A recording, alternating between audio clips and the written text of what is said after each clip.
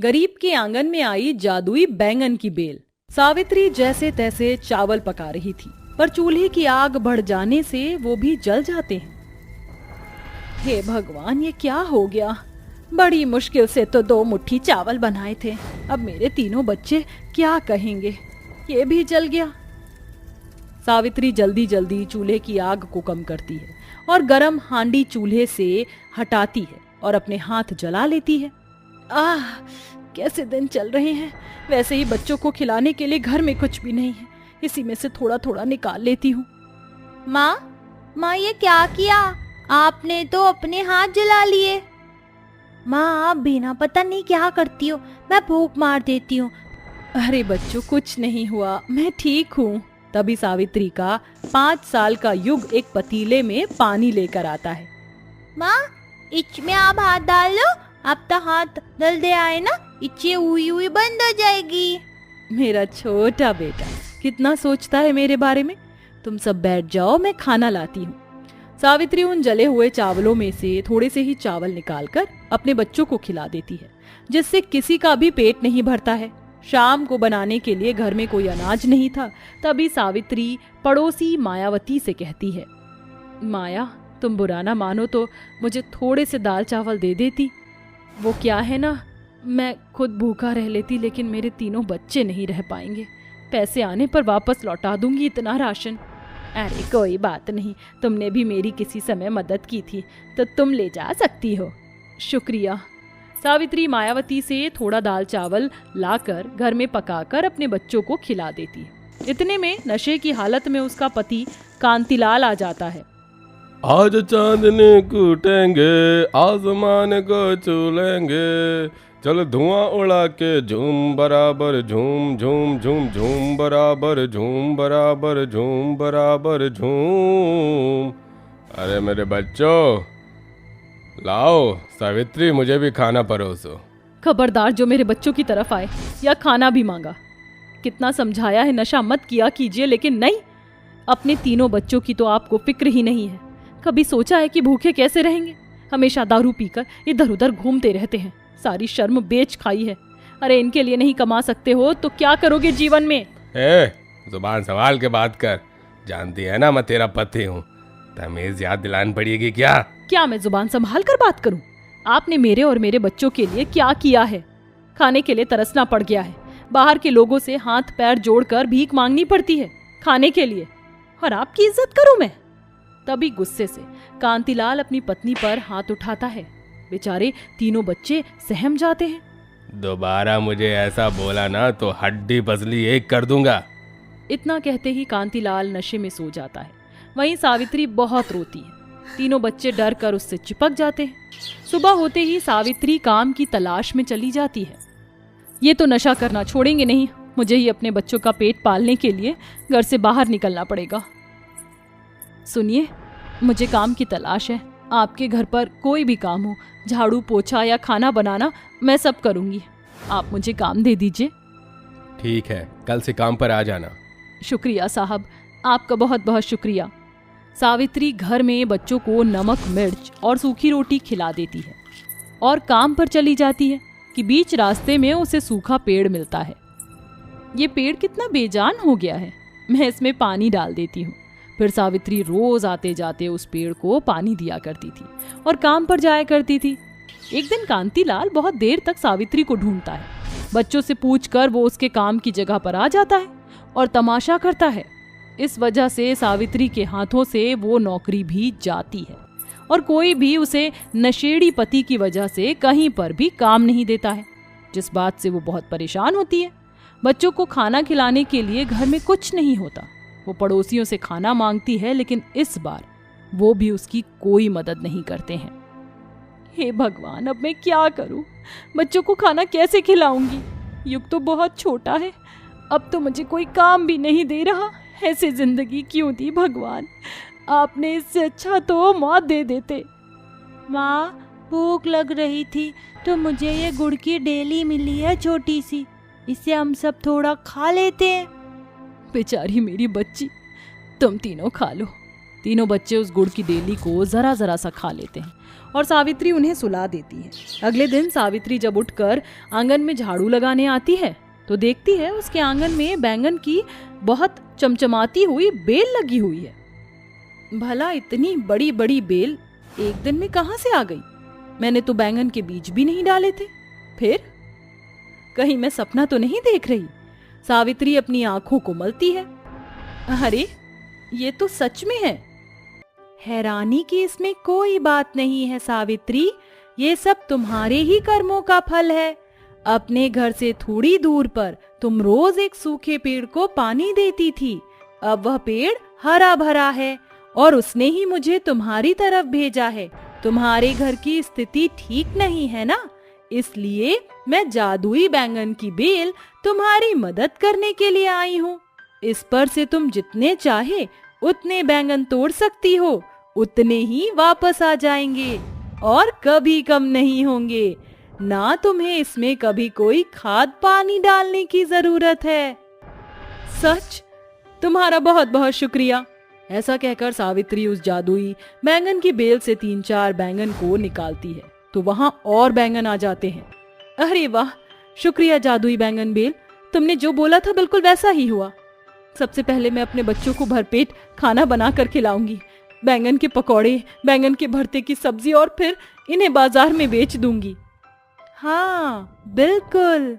सावित्री बैंगन को तोड़कर घर में ले जाती है और बैंगन के 3-4 स्वादिष्ट खाने की चीज बनाकर अपने बच्चों को खिलाती है, जिसे खाकर वो कहते हैं, अरे वाह माँ, ये तो बहुत अच्छे पकौड़े हैं, मुझे और दीजिए। हाँ बेटा ले। माँ मुझे तो आपके हाथ का बैंगन का भरता बहुत अच्छा लग रहा है, एक रोटी और दीजिए और सब्जी भी। मुझे भी माँ। बच्चों को खाना खिलाने के बाद सावित्री अपने आंगन में से जादुई बैंगन के बेल से बैंगनों को तोड़कर बाजार बेचने जाती है। आइए आइए, ताजा ताजा सस्ते बैंगन लीजिए, मात्र 10 रुपए किलो और 15 के 2 किलो। आइए आइए। अरे आप इतने अच्छे बैंगन इतने सस्ते दे रही हैं, ऐसा करिए मुझे 4 किलो दे दीजिए। अरे वाह, आपके बैंगन में तो बड़ी चमक है, ऐसा करिए मुझे भी दे दीजिए। जी बिल्कुल। एक एक करके सावित्री के जादुई बेल वाले बैंगन खत्म हो जाते हैं। वो दोबारा आंगन के जादुई बेल से बैंगन को और तोड़कर बाजार में बेचती हैं, जिससे पहले ही दिन उसकी काफी अच्छी आमदनी आ जाती है और वो घर में राशन भर लेती है। अरे वाह, लगता है मेरे घर के हालात अब सुधर जाएंगे। दोनों बेटियों की स्कूल की फीस भी तो देनी है और नए जूते लाने हैं। अरे तू घर में इतना सारा राशन कहाँ से लाई? कहाँ से पैसे आ रहे हैं तेरे पास? बता, कौन सी लॉटरी लगी है तेरी? है? चल मुझे पैसे दे। मेरे पास कोई पैसे नहीं है, हट मेरे रास्ते से। अच्छा, अभी बताता हूँ तुझे। कांतिलाल अपनी पत्नी से पैसे छीनने की कोशिश करता है तो जादुई बैंगन की बेल उसके हाथ पैरों में लिपट जाती है और खींचने लगती है। अरे अरे कोई बचाओ मुझे, अरे कोई बचाओ, ये मेरे साथ क्या हो रहा है? अरे छोड़ो, अरे छोड़ो मुझे, छोड़ो छोड़ो छोड़ो मुझे। नहीं, तुम इसी के लायक हो। तुम अपनी पत्नी और बच्चों को जो सता रहे हो, उनके लिए कोई काम नहीं कर रहे हो। ऐसे व्यक्ति को तो यही सजा मिलनी चाहिए। अभी तो तुम्हारे साथ और बुरा होगा, बेहतर है सुधर जाओ। नहीं नहीं, मुझे छोड़ दो, मुझे कुछ मत करो, मैं सुधर जाऊंगा, पक्का सुधर जाऊंगा। सावित्री, सावित्री मुझे माफ कर दो, मुझे अपनी गलतियों का पछतावा हो गया है। जादुई बैंगन की बेल, इन्हें छोड़ दीजिए। ठीक है, सिर्फ तुम्हारे कहने पर। तभी जादुई बैंगन की बेल उसे छोड़ देती है और घर से बाहर चली जाती है। वहीं कांतिलाल अपनी पत्नी से माफी मांग लेता है और सावित्री उसे सब कुछ बताती है। इस तरह सावित्री रोज जादुई बेल से बैंगन को तोड़कर मंडी में बेचती है, जिससे धीरे धीरे उसकी आमदनी बढ़ जाती है और कांतिलाल भी नशे का सेवन करना बंद कर कारखाने में काम करने लगता है, जिससे उन सब का जीवन सुधर जाता है और वो सब खुशी खुशी रहने लगते हैं। तो दोस्तों, हमारी इस जादुई बैंगन की बेल के बारे में आपका क्या कहना है? और अगर आपको भी ऐसे ही जादुई बैंगन की बेल मिलती तो आप क्या करते? हमें कमेंट करके जरूर बताएं। द्वापर युग में भगवान श्री कृष्ण का जन्म न हो, इसलिए बार बार कंस अपनी बहन के पुत्रों की हत्या कर रहा था। वहीं कलयुग में बिरजू नाम का एक ऐसा ही कंस मामा था जो अपनी बहन गोमती की अपंग बेटी सुलोचना को महज 12 वर्ष की उम्र में उसे इस हद तक परेशान कर रहा था कि उसे अपनी भांजी पर भी तरस नहीं आ रहा था। आखिर वो ऐसा क्यों कर रहा था, जानने के लिए कहानी में आगे बढ़ते हैं। शाम को सुलोचना बैठी बैठी कागज पर शिव, पार्वती और गणेश का चित्र बना रही थी। तभी उसकी मामी अंकिता आकर बनाए चित्र पर पानी डाल देती है। ओ अपाहिज कहीं की, बहुत कर ली तूने चित्रकारी। अब चुपचाप खड़ी हो और मेरे घर का काम कर। समझ आई बात? मुफ्त की रोटियां तोड़ने के लिए इस घर में नहीं रखा है तुझे। मामी जी, मैं काम करने ही जा रही थी, आपने मेरी मेहनत खराब क्यों कर दी? बड़े प्यार से मैंने शिव परिवार बनाया था। अच्छा, तो मैं क्या करूं? जितना बोला है ना उतना कर ले। और तेरे मामा जी आने वाले हैं, उनके लिए ठंडा शरबत बना कर रख, समझी? जी मामी जी। रोती हुई सुलोचना बड़ी मुश्किल से अपनी बैसाखी पर खड़ी होकर धीरे धीरे उठकर झाड़ू लगाती है। फिर रसोई में मामा के लिए ठंडा शरबत बनाती है। थोड़ी ही देर में वो आ जाता है और सुलोचना बैसाखी के सहारे जाकर अपने मामा को शरबत देती है। मामा जी, ये लीजिए शरबत। ये क्या बकवास है? इसमें चीनी क्यों नहीं डाली? जानबूझकर तूने ऐसा किया ना? ठहर, तेरी मामी से अभी बोलता हूँ मैं। नहीं मामा जी, मैंने तो बिल्कुल सही मात्रा में चीनी मिलाई थी। अरे अंकिता, ओ अंकिता, जरा देखना कितना बेकार शरबत बनाया है। मुझे तो ठंडा भी नहीं लग रहा है, नहीं चीनी है इसमें। क्या करूं? तुम्हारी अपाहिज भांजी का एक काम ठीक से ही नहीं होता। मैं तो इसे काम सिखा सिखा कर परेशान हो चुकी हूँ। इस लंगड़ी से कोई शादी भी नहीं करेगा। तुम्हारी बहन मेरी छाती पर इस अपाहिज को डालकर चली गई है। पैदा होने पर माँ को खा गई और बाप पहले ही लुढ़क गया था। तुझे तो मैं बताती हूँ, ठहर। अंकिता अपाहिज छोटी बच्ची का कान मरोड़ कर रसोई में ले जाती है और दोबारा शरबत बनाने को कहती है। मामी जी छोड़िए, मेरा कान छोड़िए, मुझे बहुत दर्द हो रहा है। मैं ठीक से शरबत बनाऊंगी अब की बार। हाँ तो बना, और इस बार बराबर चीनी बर्फ होनी चाहिए, समझी? उसके बाद रसोई भी साफ करनी है। जी मामी जी। छोटी बच्ची दोबारा जैसे तैसे शरबत बनाकर अपने मामा मामी को देती है। उसके बाद वो दोनों उससे घर का सारा काम भी करवाते हैं। फिर संध्या समय में वो शिव, पार्वती और गणेश जी की आरती करती है। माफ करना शिव जी, पार्वती मैया, गणेश जी, काम करते करते आरती का ध्यान ही नहीं रहा। जय गणेश जय गणेश जय गणेश देवा, माता जाकी पार्वती पिता महादेवा, एक दंत दयावंत चार भुजाधारी, माथे सिंदूर सोहे मूसे की सवारी। बोलो गणपति महाराज की जय, पार्वती माता की जय, देवों के देव महादेव की जय। ये लीजिए, आप भोग लगाइए। माफ करना शिव, पार्वती, गणेश जी, मिश्री से ज्यादा मैं कुछ ला नहीं पाई। सुलोचना ने जब से अपना होश संभाला था वो नित्य प्रतिदिन शिव, पार्वती और गणेश की ही पूजा करती थी। उनका सुबह शाम नाम जपा करती थी। एक बार अपने कमरे में सफाई करते करते सुलोचना को एक संदूक में चिट्ठी और लाल गठरी मिलती है। भला इसमें क्या हो सकता है? पढ़ती हूँ। अच्छा हुआ बबली ने मुझे छुप छुप कर थोड़ा बहुत पढ़ाया है। B-A-T-E, बेटी, सुलोचना, बेटी सुलोचना। हो सकता है ये चिट्ठी तुम्हें तब मिले जब तुम बड़ी हो जाओ। मैंने तुम्हारे लिए कुछ गहने बनवाए थे जो कि तुम्हारी शादी पर काम आएगा। भैया को मैं बता नहीं पाई, इसलिए तुम उन्हें बता देना, वो तुम्हारी शादी की ज्यादा चिंता न करें। गठरी को खोलने पर सुलोचना को 2-3 सोने चांदी के गहने मिलते हैं और वो चिट्ठी और गठरी वो अपने मामा मामी को देने ही जाती है कि तभी उससे पहले ही उसकी चिट्ठी वाली बात सुनकर उसके मामा मामी हाथ से सारे गहने छीन लेते हैं। आहा, ये गहने लेकर कहाँ जा रही थी लंगड़ी कहीं की? इस पर हमारा हक है, ये तेरे नहीं है, समझ आई बात? अच्छा हुआ ये हमने देख लिया, अब तो हम माला माल हो गए हैं अंकिता। इसको बेचकर हम गाड़ी लेकर आएंगे। मामा जी, मामी जी, ये तो मैं आपको ही देने आ रही थी, पर आप मुझे हमेशा लंगड़ी क्यों बोलते रहते हैं? मामा जी, मैं आपकी बहन की बेटी हूँ और माँ ने ये गहने मेरी शादी के लिए बनवाए हैं। इसे मामा जी आप कहीं मत बेचना, ये माँ की आखिरी निशानी है। अच्छा बकवास बंद कर, अब तू हमें बताएगी हमें क्या करना है क्या नहीं। हे प्रिय शिव जी, माता पार्वती, गणेश जी, मेरी मदद कीजिए। मेरे मामा मामी जी मुझे बिल्कुल नहीं समझते हैं। मैं अपने माँ की आखिरी निशानी खुद से दूर नहीं होने देना चाहती हूँ। मदद कीजिए प्रभु। वो दोनों गहने लेकर घर से बाहर जाते हैं। सुलोचना प्रिय शिव परिवार की मदद की गुहार लगाती है कि एक खंभा उन दोनों मामा मामी पर गिर जाता है, जिससे उन्हें चोट आती है।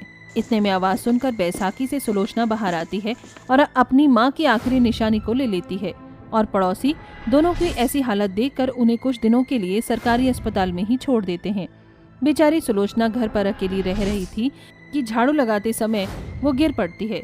वहीं आकाश में गणेश जी अपने माता पिता से सुलोचना की दशा देखकर कहते हैं, माँ, पिताजी, आप तो जानते हैं सुलोचना हमारी कितनी सेवा करती है। हमें उसके घर जाकर उसकी मदद करनी चाहिए। हाँ पुत्र, तुम बिल्कुल ठीक कह रहे हो। तुम उसके साथ खेलना, वो खुश हो जाएगी। जी पिताजी। तभी धरती पर माता पार्वती, शिवजी और गणेश जी इंसानी रूप में उसके घर पर दस्तक देते हैं। जी, आप तीनों कौन हैं? मैं आपकी क्या मदद कर सकती हूँ? मेरा नाम गौरी है, ये मेरा पुत्र गणेशा। और मैं भोला।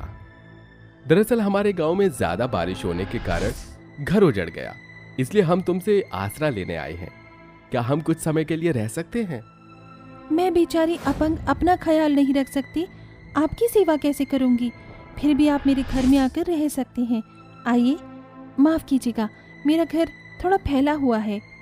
फिर शिव परिवार सुलोचना के घर में आता है।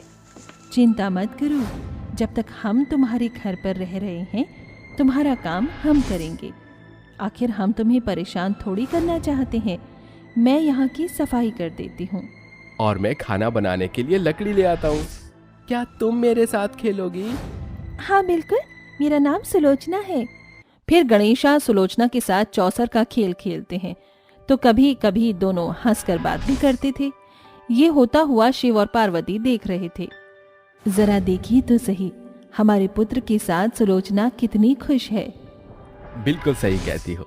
इसके मामा मामी के साथ जो हुआ है वो सबक सबके लिए काफी है। पुत्री सुलोचना, गणेश आ जाओ, खाना खा लो। फिर सभी एक साथ बैठकर खाना खाते हैं और गौरी अपने हाथों से सुलोचना को खाना खिलाती है।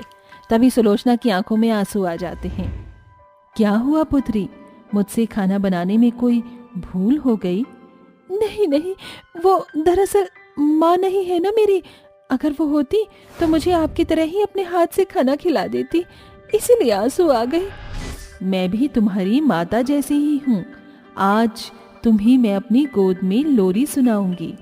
सच? यहाँ बहुत मच्छर काट रहे हैं, मैं मच्छरदानी का प्रबंध करता हूँ। फिर बोला वहाँ मच्छरदानी लगाता है। इतने में गौरी बर्तन साफ कर देती है और गणेश बिस्तर लगा देता है। फिर गौरी सुलोचना को अपनी गोद में लोरी सुनाती है और वो चैन से सो जाती है। ऐसे ही कुछ दिनों तक शिव परिवार अपाहिज सुलोचना के घर पर नौकर का काम करते हैं, जिससे सुलोचना को भनक भी नहीं लगती और वो शिव परिवार की फिर भी पूजा करती है। आप सब भी आ जाइए, मैं पूजा शुरू करती हूँ। ओम जय शिव ओमकारा, स्वामी जय शिव ओमकारा, ब्रह्मा विष्णु सदा शिव अर्धांगी दारा, ओम हरि शिव ओंकारा। शिव जी, पार्वती माता, गणेशा, ये लीजिए, मैंने बड़े प्यार से आपके लिए ये मीठी खीर का भोग तैयार किया है, खाइए। इसे खाते ही बोला कहता है, वाह पुत्री, तुमने तो बहुत ही अच्छी खीर बनाई है। आपने क्या किया? ये मेरे शिव, पार्वती और गणेश जी के लिए था। तभी एक तेज रोशनी में वो तीनों अपने असली दिव्य रूप में आते हैं, जिससे सुलोचना हैरान रह जाती है। हे शिव जी, पार्वती माता, गणेश जी, आप तीनों मेरे ही घर में थे और मैंने आपसे नौकर वाला कार्य करवा दिया। मुझे क्षमा कीजिए, मैं आपको पहचान न सकी। मुझसे बहुत बड़ी भूल हो गई। मैं आपकी अच्छी भक्त नहीं बन पाई। अरे नहीं नहीं पुत्री, ऐसी कोई बात नहीं है। तुम्हारा प्रेम ही इतना करुणामय था कि हम तीनों खुद को तुम्हारे पास आने से रोक नहीं पाए। तुम कष्ट में थीं, इसलिए तुम्हारी सेवा के लिए आ गई। तुम भी तो बड़े प्यार से हमारी सेवा करती हो। हाँ पुत्री, इसीलिए अपने हृदय पर दुख का भार लेने की कोई जरूरत नहीं है। हमें बहुत खुशी है कि तुम हमारी भक्त हो, इसीलिए हमने तुम्हें दर्शन दिए और अब तुम अपने पैरों पर खुद चल भी पाओगी, दौड़ भी पाओगी। पार्वती माता के कहते ही एक तेज रोशनी सुलोचना के पैरों पर पड़ती है, जिससे वो हमेशा के लिए अपनी बैसाखियों को छोड़ देती है और शिव परिवार अंतर्ध्यान हो जाते हैं। जिसके बाद वो खुशी खुशी रहती है और उसके मामा मामी भी वापस आकर उससे माफी मांगते हैं और उसका ख्याल रखते हैं।